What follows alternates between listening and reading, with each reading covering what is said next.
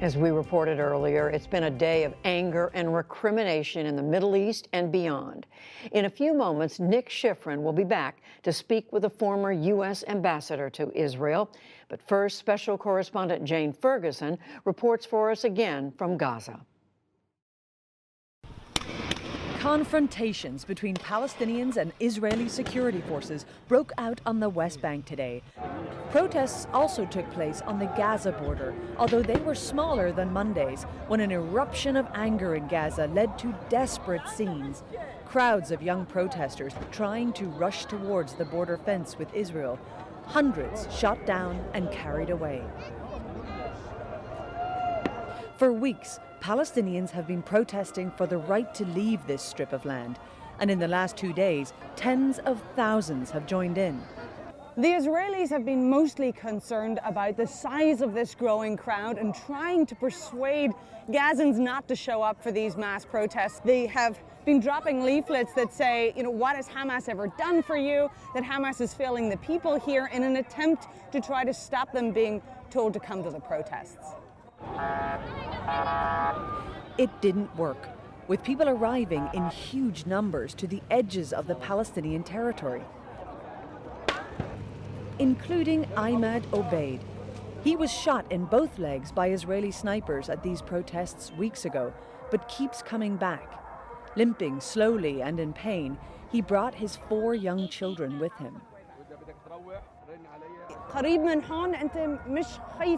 You're not afraid? The Israelis are close by. We are not afraid of the Israelis because this is our right. We are ready to push forward. Even with the pain of our wounds, even as people get killed, we are ready to sacrifice to free our lands and take back our rights. To him, that means returning to their ancestral villages.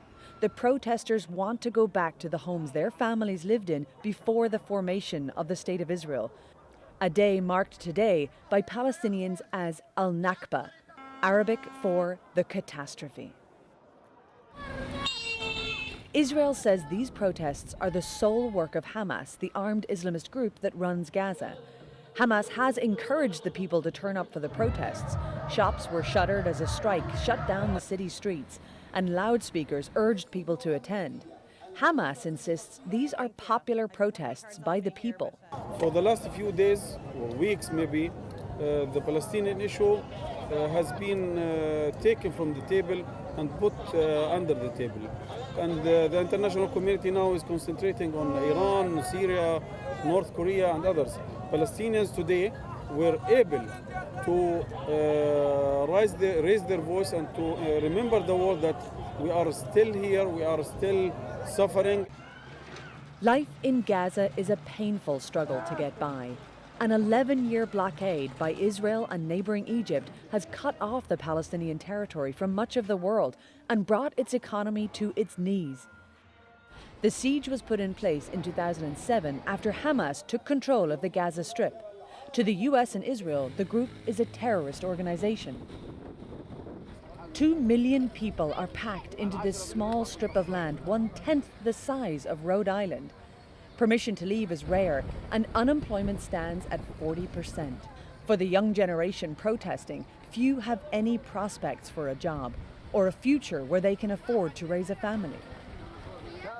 You cannot believe how is the complex and difficult life as we are now. All the streets are full of trashes or of garbage. All the people, they have no work, they have not employment. We visited Ahmad from the protest in his home. He and his family have fallen on very tough times.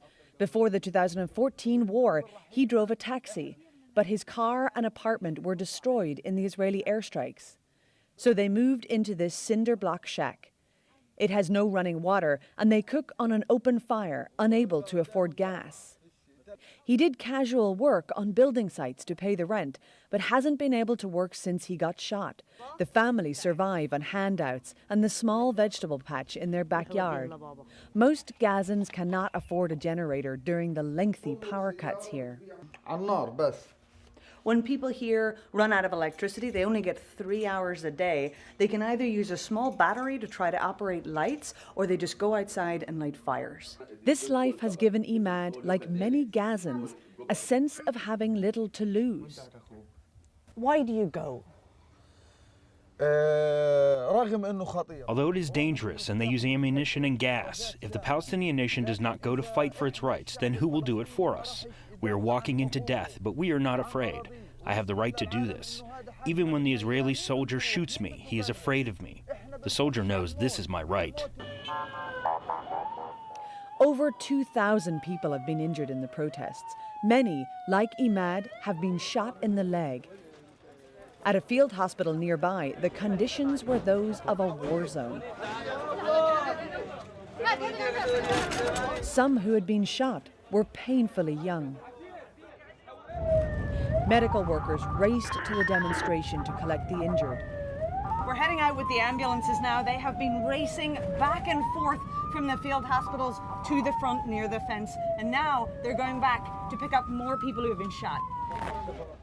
When we arrived close to the border fence, carried towards us on a stretcher, another protester, another gunshot wound in the leg. Back at the field hospital, some of the injured shook with convulsions, a side effect of the tear gas fired by Israeli soldiers. Others lay in pain, quietly hoping they will walk again. Gazans have vowed to continue the protests despite the deadly consequences. With the peace process in the Middle East a mere memory at this stage, these bloody images may keep coming. For the PBS NewsHour, I'm Jane Ferguson in Gaza.